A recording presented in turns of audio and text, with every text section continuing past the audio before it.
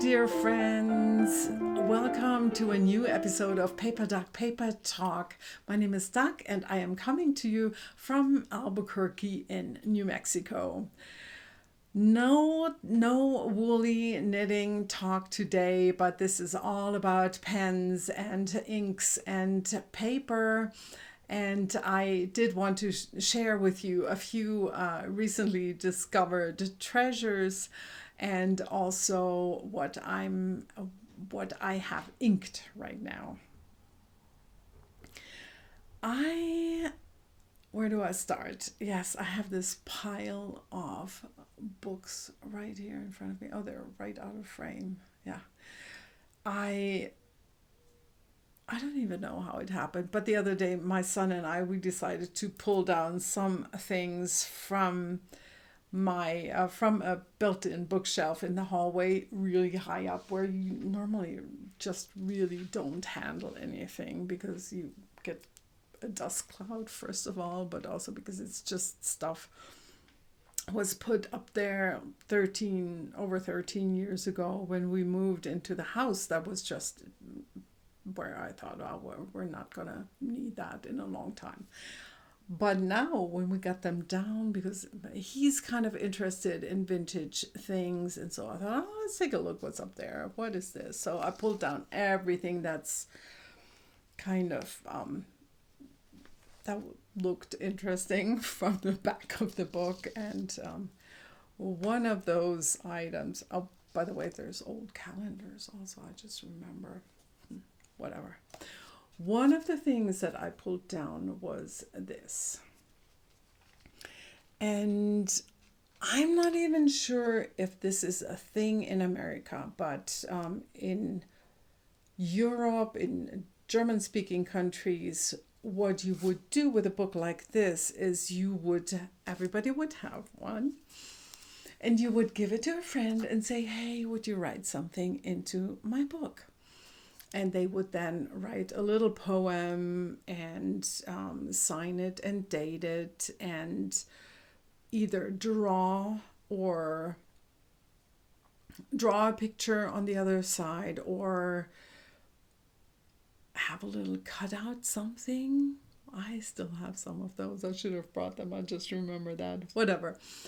But this one, so I thought, oh, well, I don't know who this is from. I don't think it's from my family. And I thought maybe I bought it at a flea market, which I probably actually really did. But I didn't know. I expected it to be empty. But it turned out that I transcribed poems. Sadly not dated, by the way, but I'm going to just show you a few pages and you're going to be like, oh, this looks familiar. This looks familiar. Doug, you already back then loved different colored inks. So, look at that, wrote with blue. So the cool thing is just really that it wasn't that present to me anymore that I loved poems, and to have the one gathered in a book, the ones that intrigued me for whatever reason, is just really nice. So,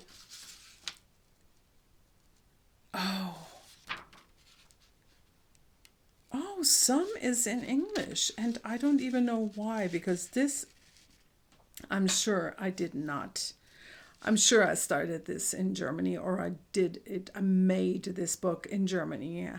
But I read a German one for the German version of this, and so I think I should not.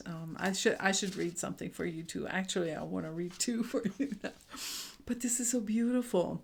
If you should die before me, I would build you a pyramid, and each stone would be memory of a moment we had shared, and I would remember you. And one day, should you awaken from your dream of death, should you chance to find this pyramid in your travels, remember me and how I once loved you. That's beautiful. And now this is really what caught my eye immediately. Sadly, like I said, nothing is dated, so I have no idea when I actually put these in my book. Because women's work is never done and is underpaid or unpaid or boring or repetitious, and we're the first to get the sack. And what we look like is more important than what we do. And if we get raped, it's our fault. And if we get bashed, we must have provoked it. And if we raise our voices, we're nagging bitches. And if we enjoy sex, we're nymphos. And if we don't, we're frigid. And if we love women, it's because we can't get a real man. And if we ask our doctor too many questions, we're neurotic and or pushy. And if we expect community care for children, we're selfish. And if we stand up for our rights, we're aggressive and unfeminine. And if we don't, we're typical weak females. And if we want to get married, we're out to trap a man. And if we don't, we're unnatural. And because we still can't get an adequate, safe contraceptive, but men can walk on the moon. And if we can't cope or don't want a pregnancy, we're made to feel guilty about abortion. And for lots and lots of other reasons, we are part of the women's liberation movement. Keep the things that move you, people. It's just special. Not sure why I stopped this. Here is something that's supposed to go in here also. It's a poem that I recognize the writing. My sister-in-law wrote on a card for me. Sorry, my eyes. Burning and teary.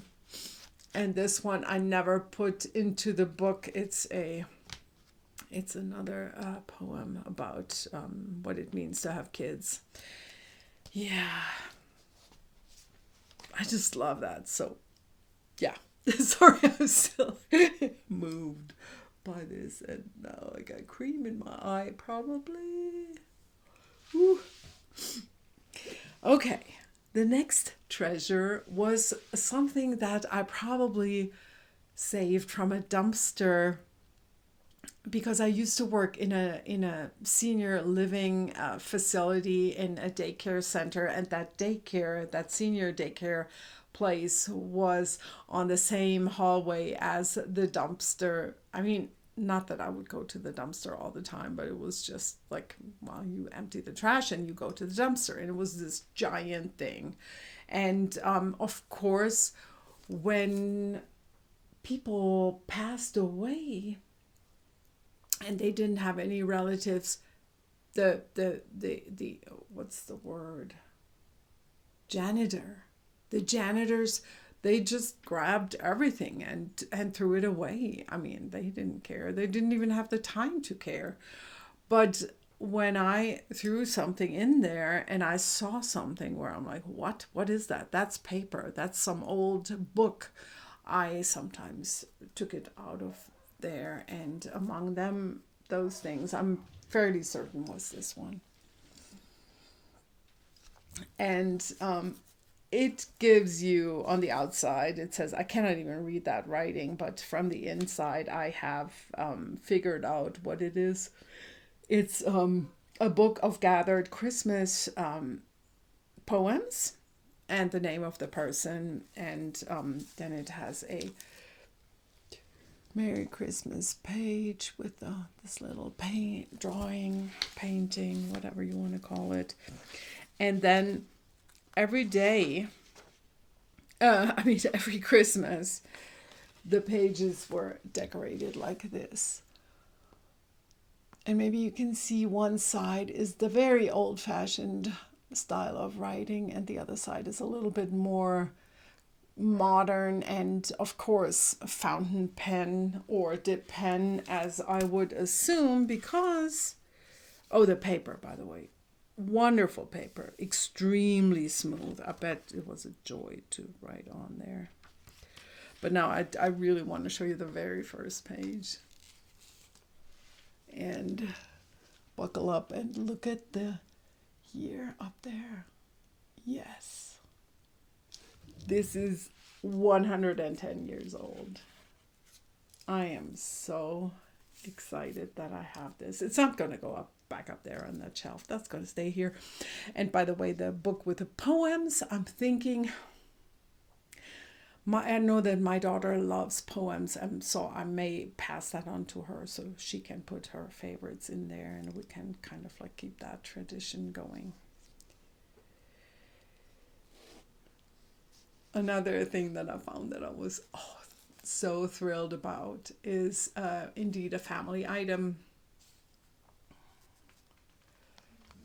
It's a very old composition book. Again, one without any kind of date. But the name on there is the name of my great aunt, and I was super close to her. So she was a very special woman. She went to live in America when, I mean, how do you do that even when you don't speak English? At that time, nobody learned English in school. And she learned it here, and she lived in America, in Ohio, for a very long time.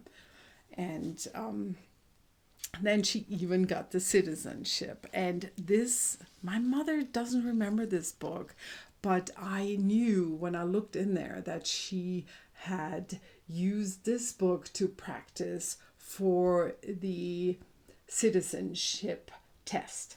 And she has a lot of, it's almost everything is written in English. Stuff like this. And there's a lot of history in here, and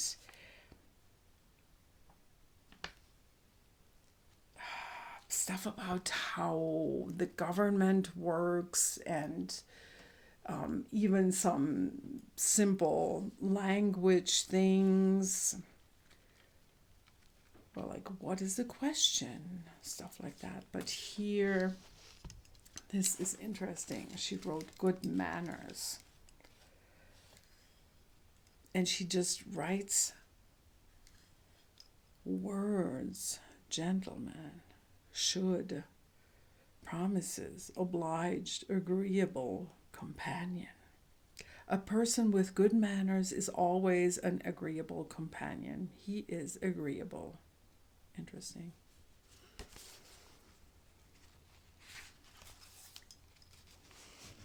Everything, of course, with fountain pen or dip pen. Excuse me. And here we come to the last treasures that I found. I made these books. I remembered I did, but I have no recollection of where I took this class. I am assuming it was still when we lived in Maryland, at the East Coast. At the East Coast? On the East Coast? On the East Coast, I think.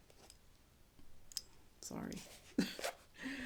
So, this one, I marbled paper back then. And I used this fairly thick paper that sadly totally got bleached up here. Can you see? And no note when I did it, no, not even ever written a single letter in there. So I'm going to have to give it a try with fountain pens, and I'll see what I put in there.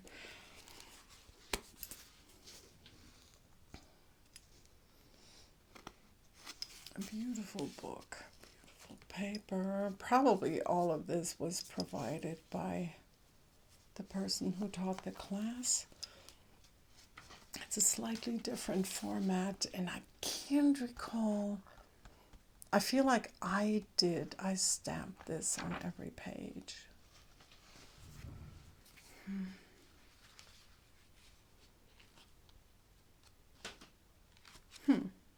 I just really don't know.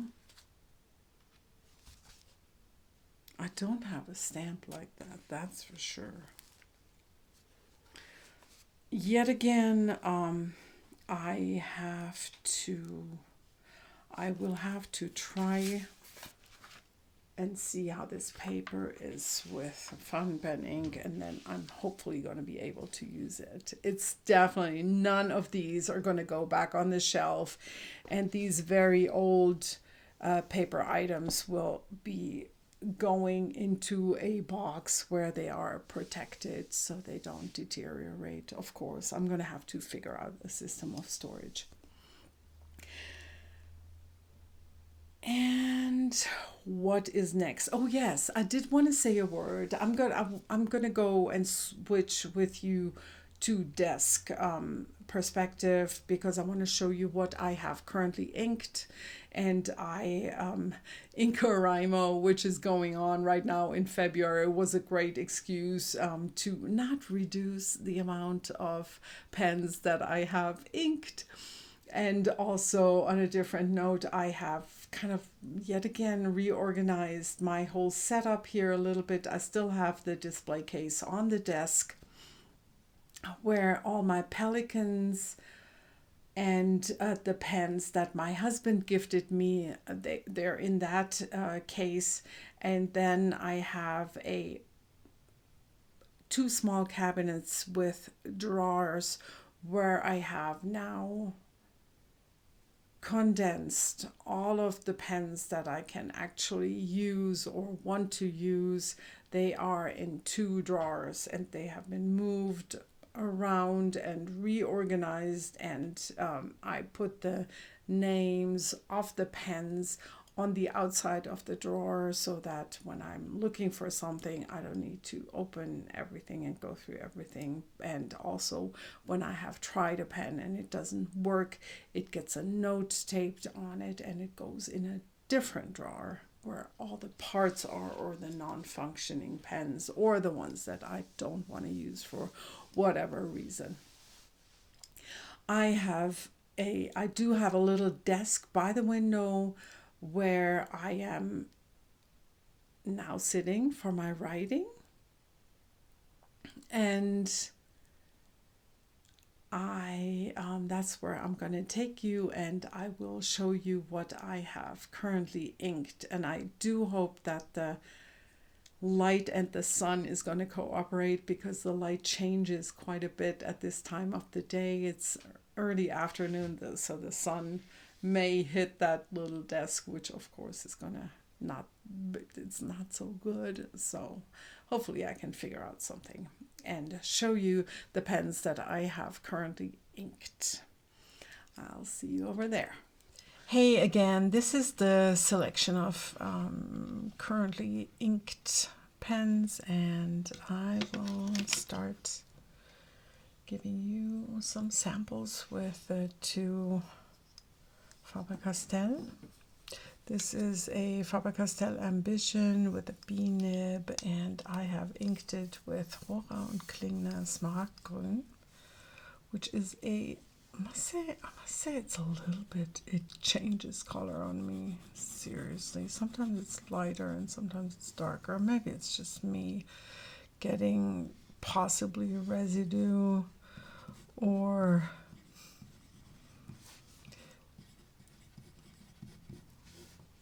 I don't know, or after cleaning the pen.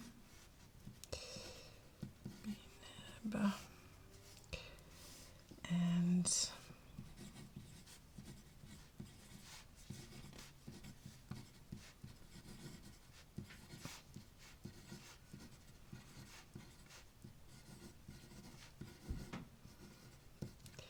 if it does change color on me, it doesn't, I don't really mind. But there's another problem that I have with this pen.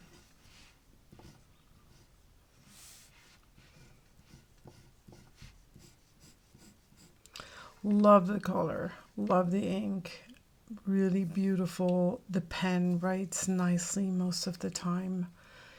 Love the nib. And actually, I've been using it a lot for the reason that I'm really a little bit irritated by this ridge here, which is exactly where my fingers sit when I'm writing. So I've been actually writing a lot with it.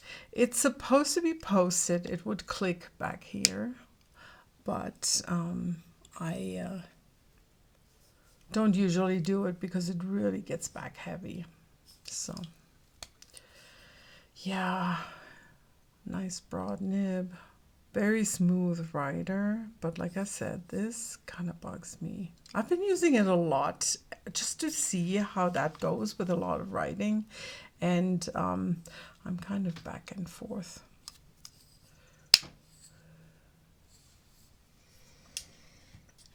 I have my moments where it really annoys me and other moments where I'm like, okay, whatever, I forget about it, you know. And yeah, next up is a very old, probably at some point very cheap pen, which I love. And I showed you this pen before because it was literally wrecked by probably a not waterproof ink. By a waterproof ink, sorry. I don't know what I'm talking nonsense. The nib is most likely a broad oblique. Don't know, doesn't say anything about the material of the nib, and I haven't researched it online. All I can say, it's such a nice writer. That fails me right now. Hey! I hope it's not empty. Nope.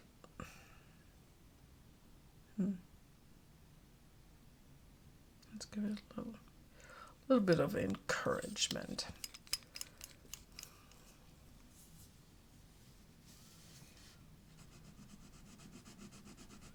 It's kind of some funny stuff that I filled in here. I'll tell you in a second because I know I cannot talk and write at the same time.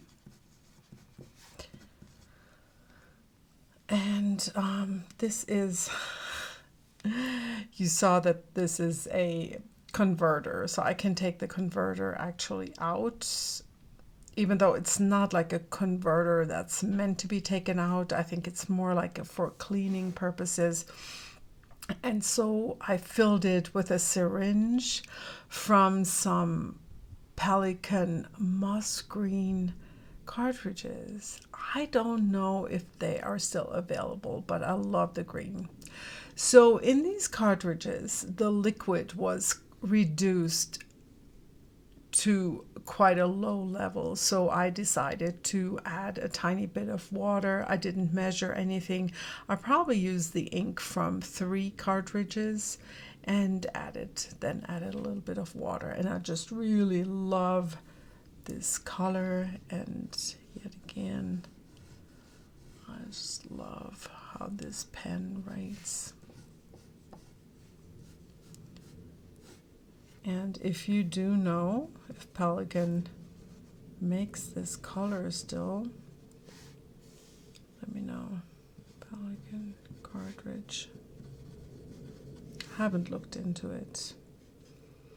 I think it's called moss green.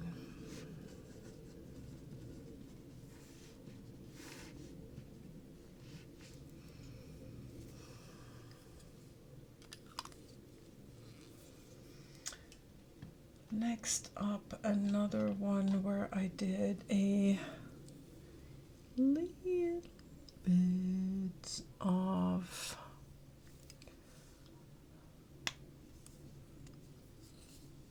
fudging with the ink. The pen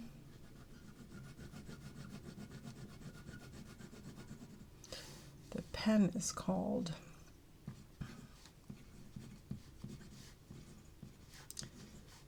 Pelican Pura. So I don't know if that's correct, but there is the P40. I think it's the P40 series. It has a B nib. And I know that some people, like Debbie has told me she doesn't like that too much when this area is slick. Doesn't bother me at all. I don't mind. So, and what I have put in is kind of a little bit of an adventure. I wanted to use up some tiny bits from samples. So this has Lamy tourmaline, about 10%. And then a Pelican cartridge.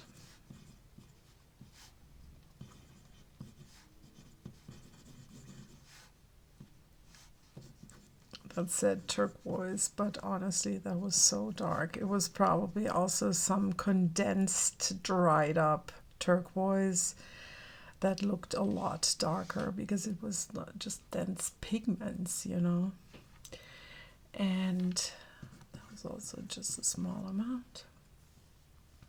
And the rest of it was a turquoise. 80%. Woohoo!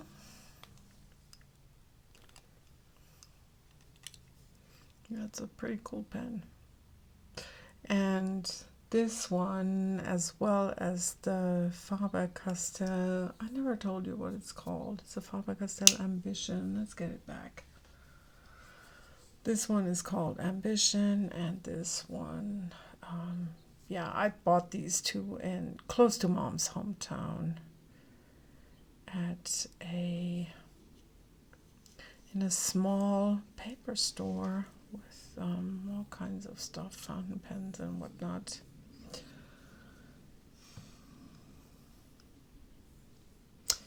I do not know why my fingers are inky now. I'm gonna have to clean that up later.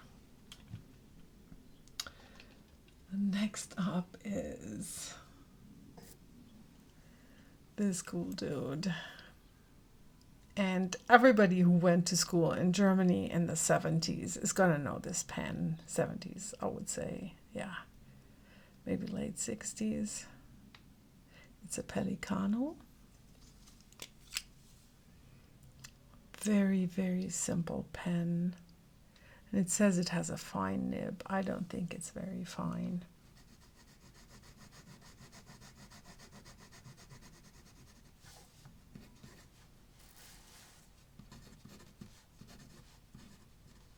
So it's a Pelican Pelicano. And the ink I put in here is cartridge, J. Herbin,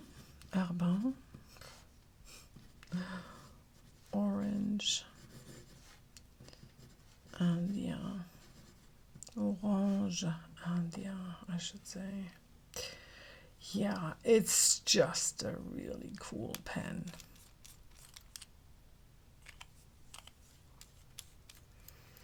I've been wanting to use it for a while. Finally, the time has come.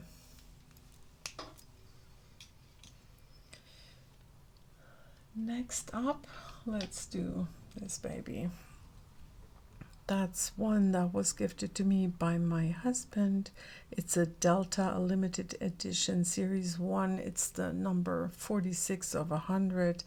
Not sure if they came out with a second series, but not really. It doesn't really matter to me because I'm not in the market to sell this guy. It came as a set with ink.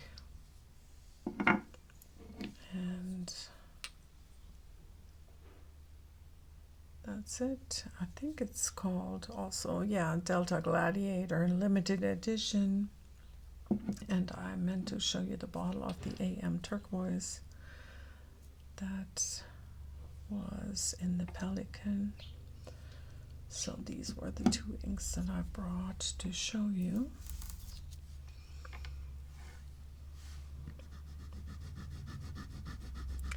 This pen, I don't know, sometimes it writes well and sometimes it doesn't. It's a little bit a mystery to me, but one of the things that I really love, and I hope you can see this well, is that it has this little heart-shaped opening in the nib. So cool.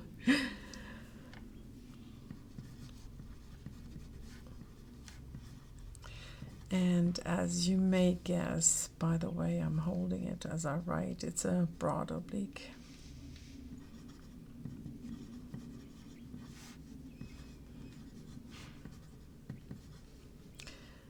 And I think, I never can read this. I do wear my glasses, but it's either, I think it's an 18 karat gold nib.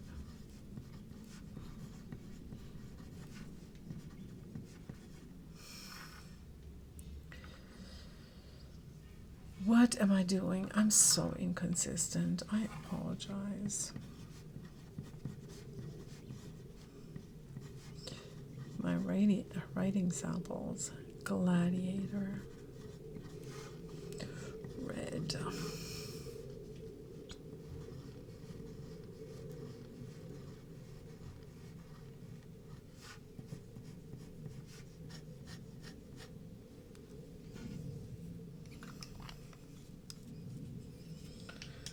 All right, you come back to Mama. Let's fix this. Oh.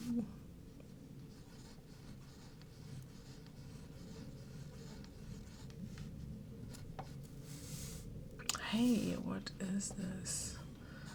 Crack in my table.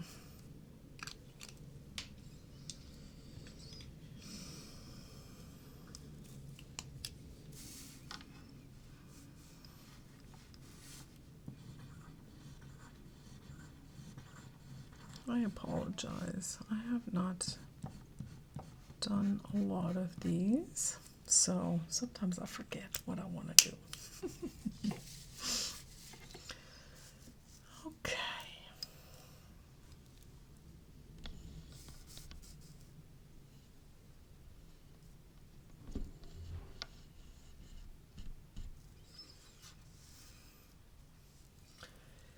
Next. So this baby is one of my vintage pens that I had fixed by Kirk Penrealm, and love the pen. I think my dad got me this, and from what the trim on the cap looks like and the clip, I believe that that's probably silver. And I had to try to get it fixed. It wouldn't, you couldn't load any ink because the pumping mechanism was too old. And Kirk actually could not restore it to the way it was, but now I can use it with cartridges. And that's what I do right now. I think the nib is also exceptionally beautiful.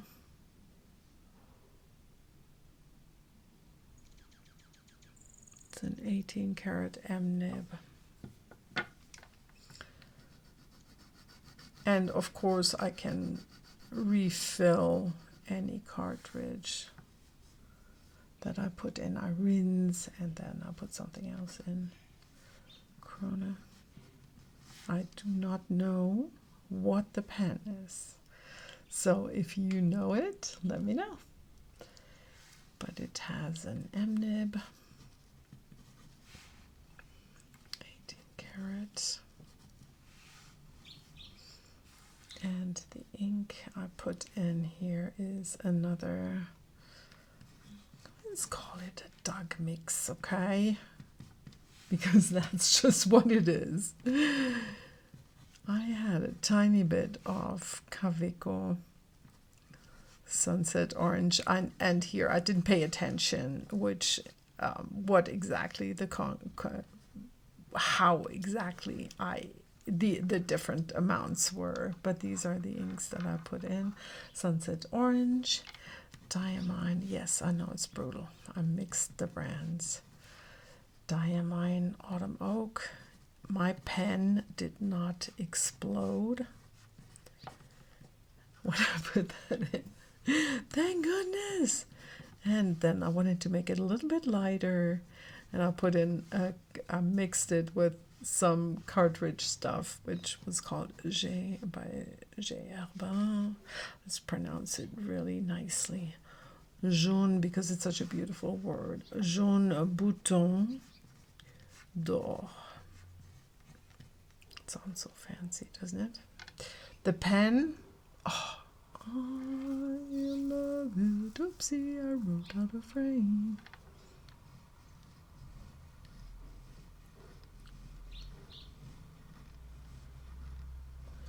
Nice flex.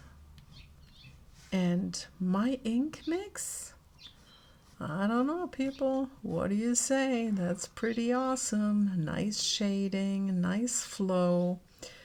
I'm quite happy. And here, one last view. Yep, very nice. And now, next up is the last one that you have not seen. And I was a little bit uncertain what it is, but I looked up, I went to Bertram's Inkwell's site. I think that's where my husband got this for me when our son was born. And it seems they have all the Aurora pens, and as far as I can see, this is an Aurora 88. Bam. Yep, I know, beautiful purple.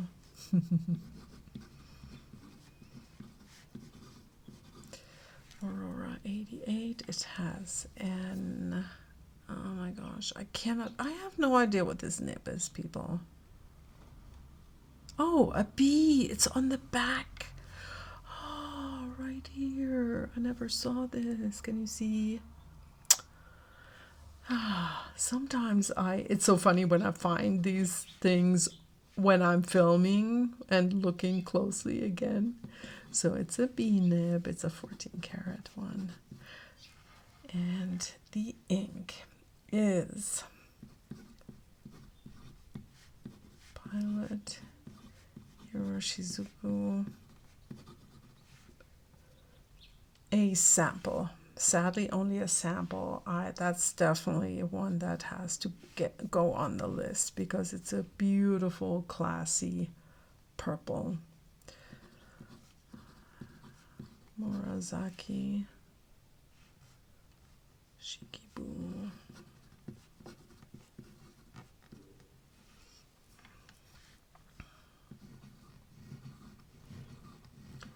Not a whole lot of flex in that nib,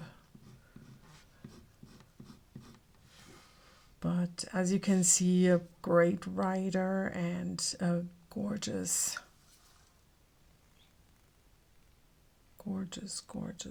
pen, gorgeous ink.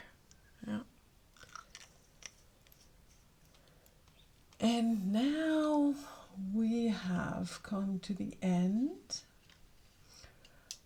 All my TWSBI Ecos, let me rearrange here without clattering too loudly. All my TWSBI Ecos are covered in cat hair and unchanged with what I've inked. However, I'm not sure if I showed you the Enchanted Ocean, the Diamine Shimmer in the blue TWSBI Eco, so I'm just going to do that to finish up. And it's kind of funny, I have to tell you that this writes the best of all my TWSBI Ecos, and I'm very curious to see if the reason is the ink, this one of the shimmer inks. I mean, they're all shimmers, but this one writes better. And I'll see at some point when I ink it with something else, because this ink is my daughter's and I just got one fill from her. And so my preferred choice is usually a lighter and more bright color. So eventually I'm gonna get a diamine shimmer in a brighter blue to go with this pen. I'm just gonna call it blue. I think it's the Prussian blue, and it's a B nib, and the ink is diamond shimmer. Wow, when the sun goes down, it goes down fast. I hope the lighting is okay.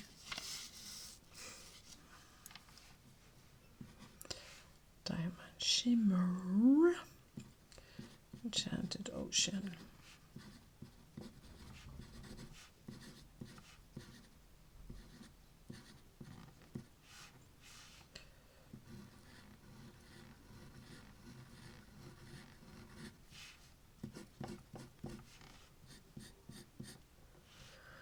Love it.